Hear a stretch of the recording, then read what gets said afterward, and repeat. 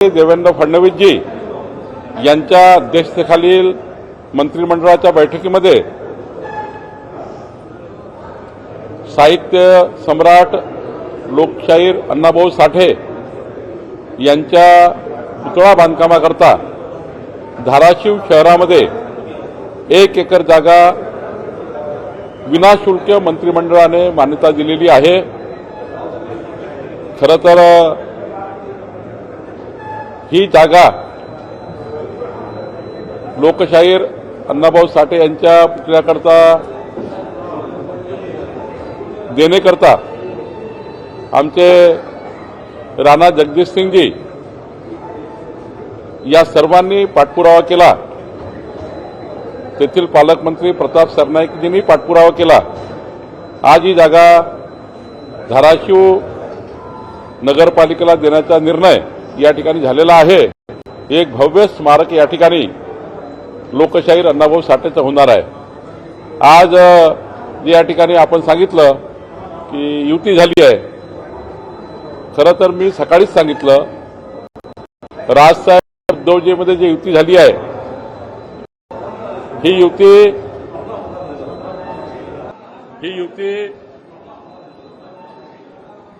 खरं तर या राजकीय जे अस्तित्व आहे ते राजकीय अस्तित्व जे आता लयात चाललं आहे ते लयात गेलेलं राजकीय अस्तित्व टिकवण्याचा हा एक प्रयत्न आहे। पण महाराष्ट्राची जनता महायुतीच्या मागे उभी आहे। महाराष्ट्राची जनता ही विकसित मुंबई विकसित महाराष्ट्राकरता मतदान करणार आहे।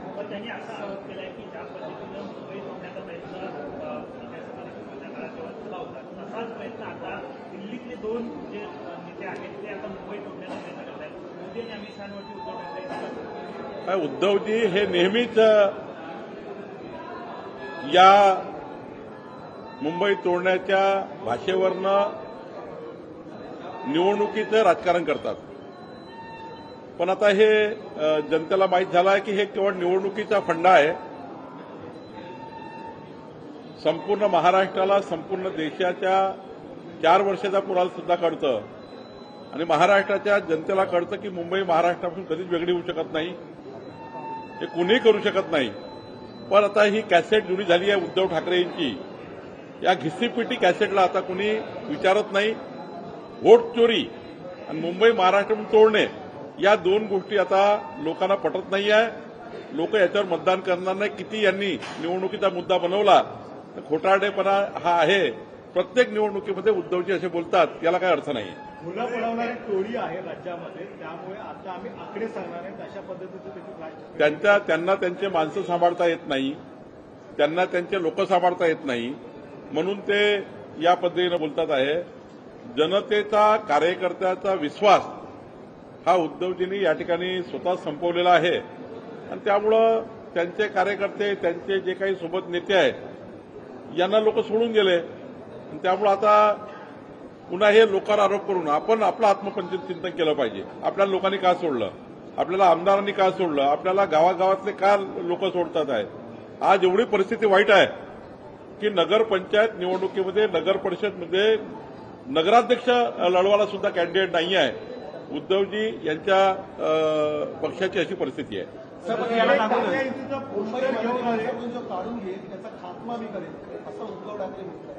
खोटारडी कॅसेट आहे, घिसीपिटी कॅसेट आहे, तेच ते बोलून काही होणार नाही आहे।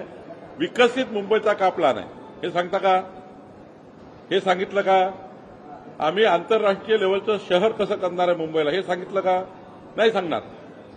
विकासाची काही अजेंडा नाही आणि आता महाराष्ट्राची जनता विकासावर गेलेली आहे। मुख्यमंत्री देवेंद्र फडणवीसजींचं विकसित महाराष्ट्राचं धोरण आणि विकसित मुंबईचं धोरण हेच याच्यावरच मतदान मिळणार आहे। याच्यावर जनता मतदान करणार आहे। आता सारे मुद्दे हे गौण ठरणार आहे। हे मुंबई तोडणार आहे, हे करणार आहे, मतचोरी झाली, हे साऱ्या मुद्द्याला आता काही अर्थ नाही। राज ठाकरे आज युतीची ज्यावेळी घोषणा झाली लोकांकडून डेव्हलपमेंट प्लॅनबद्दल कुठली चर्चा झाली नाही, घोषणा झाली नाही, मात्र भावनिक आवाज संयुक्त महाराष्ट्र मुंबई महाराष्ट्रामध्ये भावनिक आवाज चालणार नाही। जनता भावनेच्या आधारावर मतदान करत नाही। महाराष्ट्राची मुंबईची जनता ही सुजाण आहे. विकसित मुंबईलाच मतदान करणार आहे आणि देवेंद्र फडणवीसजीच महाराष्ट्राला विकसित महाराष्ट्र, विकसित मुंबई करू शकतात. हे मराठी माणसांना, सर्व व्यक्तींना, मतदारांना माहिती आहे. आणि आम्ही सर्व मराठी माणसं आहोत. कोणी मराठी इंग्रजी लोक नाही आहोत. आम्ही इंग्रजी आहोत का? लंडनमधून राहिले आलो का इकडे? महाराष्ट्राचे मराठी माणसं आहोत आम्ही. महायुतीमधले सर्वच लोक मराठी माणसं आहेत आणि त्यामुळं मराठी करून मराठी भाषेचा सुद्धा तुम्ही त्या ठिकाणी अपमान केलाय. स्वातंत्र्यवीर सावरकरांचा अपमान तुम्ही केलाय. हे काय खोटारडेपणा करतात आणि त्यामुळं काही फायदा नाही. भावनात्मक होणार नाही, भावनात्मक मतदान होणार नाही. खरं तर हे मतदान विकसित मुंबईकरता होणार आहे आणि त्यामुळं काही सांगितलं तरी फार वाट लागणार आहे. मी एक पुढे सांगेन, यावेळी उद्धवजीच्या पक्षाला महाराष्ट्राच्या इतिहासातलं सर्वात किंचित बहुमत मिळणार आहे. किंचित मत मिळणार आहे. मराठी करतानाच उत्तर भारतीय जे परप्रांतीय आहेत त्यांना देखील आता मुंबईकर म्हणा असं संजय राऊत म्हणतात. आता ते सांगितलं ना, निवडणूक आहे ना, 15 तारखेला मतदान आहे. मतदानाकरता आता या भूमिका घ्याव्या लागतात. आतापर्यंत डिवचण्याचं काम केलं. आतापर्यंत उत्तर भारतीय कसे खराब आहेत, मुंबई कशी खराब झाली, मुंबईला कसं सत्यानाश झाला, हे उत्तर भारतीयाला जोडून ते बोलले. आता मतदानाकरता असे बोलतात आहे. त्यामुळं दिवसांनी रंग बदलणारे सरड्यासारखे बोलतात आहे. राज ठाकरेंनी असं म्हणणं आलं की भाजपाने आणि चित्त फडणवीस यांनी हिंदुत्व आम्हाला शिकवू नये. त्यांच्या अनेक व्हिडिओ माझ्याकडे की त्याच्यामध्ये अल्लाह अकबर सगळ्या गोष्टी अल्लाह हाफिज. काय उद्धव ठाकरेशी राजसाहेबांनी युती केली.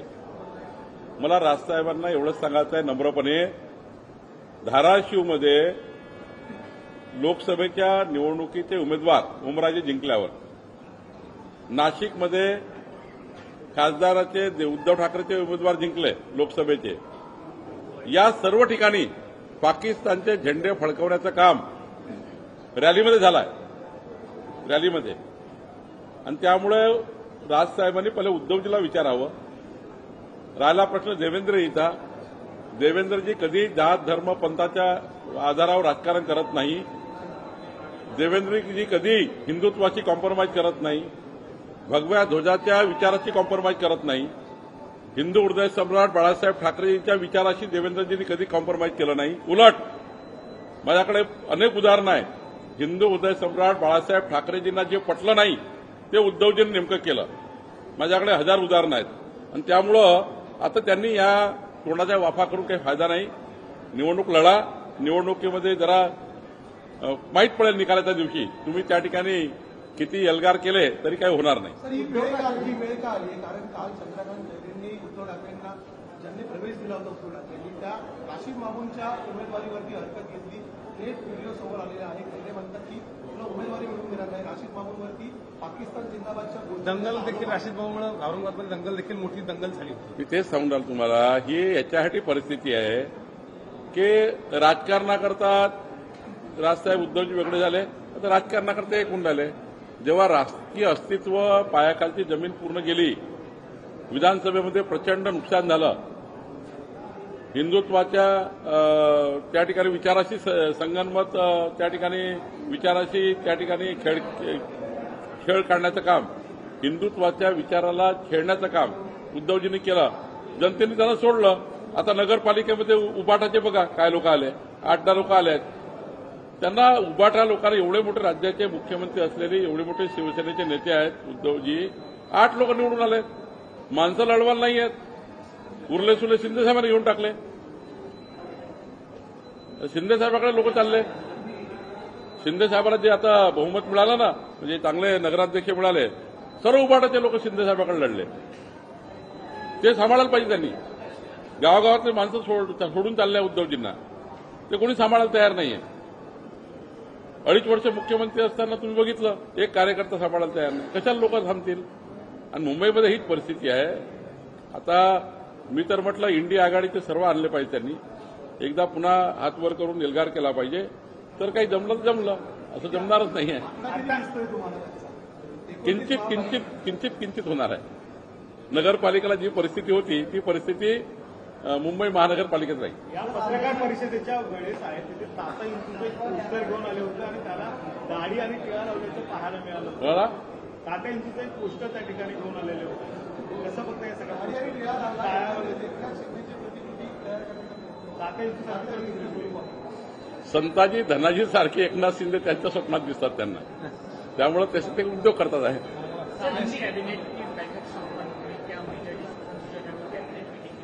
नहीं, अनेक निर्णय हुए हैं, ग्राम विकास का भी निर्णय हुआ है, नगर विकास के भी हुए हैं, अनेक निर्णय, उसकी कॉपी आपको मिलेगी. लेकिन एक महत्वपूर्ण निर्णय हुआ है कि आज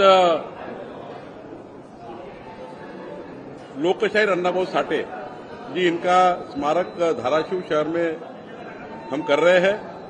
धाराशिव नगर पालिका ने इसके लिए जगह मांगी थी, तो आज बिना शुल्क एक भी पैसा न लेते हुए सरकार की जमीन, 1 एकड़ जमीन, हमारे महसूल की जमीन, हमारे रेवेन्यू डिपार्टमेंट की जमीन, गवर्नमेंट की जमीन हमने आज नगर पालिका को दी है, ताकि लोकशाहीर अन्नाभाऊ साठे जी का भव्य पुतला धाराशिव में बने और धाराशिव में लोकशाहीर अन्नाभाऊ साठे जी की प्रेरणा लेने के लिए लोग वहां पर आए. ऐसा हमने स्मारक बनाने के लिए आज एक पैसा भी न लेते हुए नगर पालिका को फ्री में जगह दे दी है. ठाकरे ब्रदर्स आज साथ में अलायंस का जो है तो उनको उनका रास्ता, शुभेच्छा है हमारा उनके लिए, उनको बधाई है ये रास्ते के लिए. लेकिन मुंबई की जनता डेवलपमेंट के लिए वोट देगी. माननीय देवेंद्र फडणवीस जी ने विकसित मुंबई का संकल्प किया है और एक इंटरनेशनल शहर करके मॉडल बनाया है. वो मॉडल जनता के सामने हम पेश करेंगे और वहां पर हमारा जो मैनिफेस्टो होगा, कारपोरेशन का मैनिफेस्टो जो होगा चुनाव का, वो मैनिफेस्टो ही चुनाव जिताएगा. हम इंटरनेशनल सिटी बनना चाहते हैं मुंबई को. मुंबई बदल रही है और जनता को मुंबई को बदलते हुए देखना है, विकसित मुंबई देखनी है. इसलिए भावनात्मक वोट नहीं मिलेंगे. ठाकरे बंधु एक आ गए तो वोट मिल जाएंगे, ऐसा नहीं होगा. जनता ऐसा वोट नहीं देगी, भावना पे वोट नहीं देगी. लोग जनता जैसा महाराष्ट्र में विकास के लिए वोट दिया है, उसी आधार पे मुंबई में विकास के आधार पे वोट मिलेगा. उन्होंने डिक्लेयर किया, लेकिन सीट जो है अभी तक बताया नहीं गया है और राज ठाकरे ने ये हवाला दिया. उनके पास मुंबई में लड़ने लायक सीटें ही नहीं है. पूरी सीट नहीं लड़ पाएंगे. मुंबई की जितनी सीटें हैं कारपोरेशन की, उतना भी लड़ नहीं पाएंगे. सीटें ही नहीं तो क्या युति करेंगे. तो चुनाव लड़ने के लोग तो चाहिए, राज ठाकरे जी कहते हैं कि हमारे लोग कार्यकर्ता ही नहीं है. चुकाने के लोग बाजार में आपको देने पड़ेंगे 1-2 कार्यकर्ता. मुंबई यूनिवर्सिटी की एक रिसर्च सामने आई है. ऐसा कहा जा रहा है कि बांग्लादेशी और रोहिंग्याओं की जिस तरीके से संख्या बढ़ रही है मुंबई की डेमोग्राफी चेंज हो रही है. आपकी सरकार ने बहुत सारे एक्शन लिए हैं अवैध बांग्लादेशियों पर. एक तरह से कहा जा रहा है कि हिंदुओं की संख्या मुंबई में कम हो रही है. तो इस पूरे प्रकरण पे आपका क्या पक्ष है? बांग्लादेशी जो मुंबई और महाराष्ट्र में घुसपैठ करके बैठे हैं, उनको पूरी मुंबई से और महाराष्ट्र से निकालने का प्लान देवेंद्र फडणवीस जी ने किया है, कर रहे हैं. गृह खाता, होम डिपार्टमेंट काम कर रहा है, सेंट्रल का हमारा डिपार्टमेंट काम कर रहा है. हमारा रेवेन्यू डिपार्टमेंट जितना भी झूठे प्रमाण पत्र लिए हैं, आधार कार्ड बोगस बनाकर यहाँ जन्म हुआ, ये हमने सारे जन्म प्रमाण पत्र रद्द कर दिए. हमने सारा होटल लिस्ट में उनका नाम, एसआईआर में होटल लिस्ट में उनका नाम कम होना चाहिए, ये भी हमने डिमांड की है कि एसआईआर में गलत नाम आया, यानी होटल लिस्ट में गलत नाम है, वो भी हमने बोला है.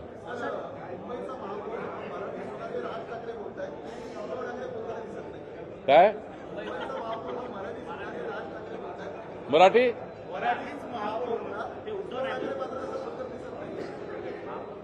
मुंबईचा महापौर भाजपाचा, महायुतीचा मराठी होणार आहे. लोकशाही मराठी ऐका, पहा, जागरूक रहा.